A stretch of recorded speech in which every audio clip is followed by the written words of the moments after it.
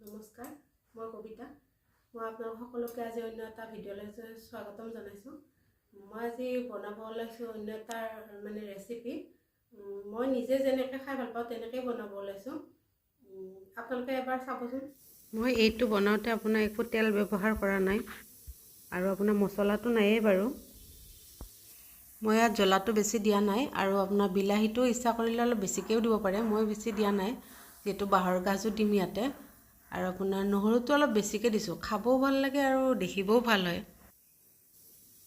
মই আজি বনাব ওলাইছোঁ আপোনাৰ নেচেৰা বইল।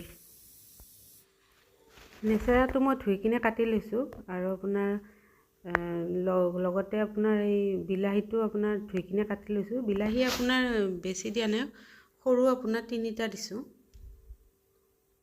এনেকৈ আপোনাৰ বনাব সহজ আৰু খাবও ভাল লাগে। গোটা জালুক অলপ থেতিলাই লৈছোঁ, গুড়া কৰি লৈছোঁ মানে।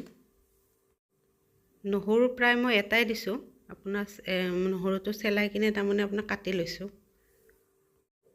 আদা অকণমান, আদাটো মই আপোনাৰ থেতেলিয়াই দিব পাৰে, মই কিন্তু কাটি লৈছোঁ দেখিব ভাল হয় কাৰণে। জলকীয়া 2টা দিছোঁ। 1 চামুচ 1.5 চামুচমান বাঁহৰ গাজটো বেছি দিব নালাগে, বেছি টেঙা হৈ যায় আপোনাৰ। কেৰাহীটোত প্ৰথমতে পানী দি লৈছোঁ। আপোনাৰ সেই পানীখিনিতে আপোনাৰ এই নেচেৰাখিনি মানে ঠাণ্ডা পানী আৰু গেছটো জ্বলাই দিয়া নাই। এইখিনি বিলাহী আৰু আপোনাৰ নেচেৰাখিনি দি দিছোঁ এতিয়া। নিমখ অকণমান, হালধি অকণমান, নিমখটো আপোনালোকৰ সোৱাদ অনুযায়ী দিব। এইখিনি এতিয়া অকণমান লৰাই কিনে মই আপোনাৰ গেছটো জ্বলাই মানে এইখিনি গৰম হ'ব দিম, উতলিব দিম।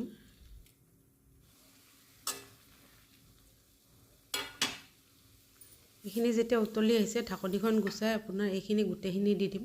বাঁহৰ গাজ, তাৰপিছত আদা নহৰু এইখিনি জালুক যিখিনি আছে এইখিনি দি দিম।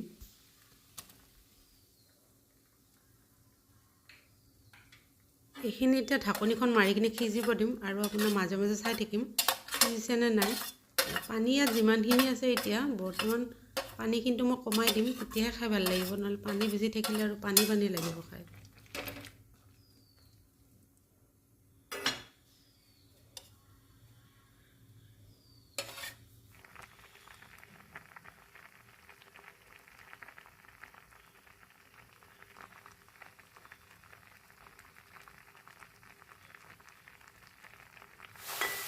চাব পাৰে পানীটো একদম কমি গৈছে, অকণমান এইখিনি থাকিলেও কথা নাই।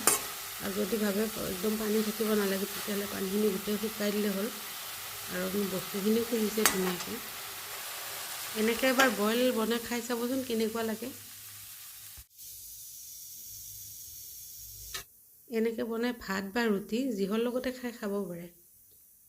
আপোনালোকৰ ৰেচিপিটো বা ব্যঞ্জনটো বনাই এবাৰ চাব, আৰু যদি চাই ভাল লাগিলে তেতিয়াহ'লে চেনেলটো যিসকলে ছাবস্ক্ৰাইব কৰা নাই ছাবস্ক্ৰাইব কৰি দিব, আৰু যিসকলে চাই আছে তেওঁলোকক অশেষ ধন্যবাদ।